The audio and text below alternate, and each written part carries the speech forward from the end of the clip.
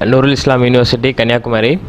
And actually, I got this idea when I had a startup in government based for last 6 months. It failed already.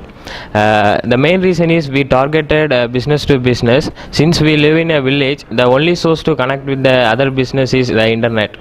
When we talk with the manufacturer or with the buyer, there is a very huge gap. Like when we want to get to the vendor in India, the only source to find them is this Alibaba.com. So only we get a very few vendor from India in the Alibaba.com. But other most of the sites are only the directory sites. When we find them, like we want this much t-shirts or this much garments, they say our requirement is very large. So we cannot find a very minimum requirement. And every time we have to send them email or we have to call them.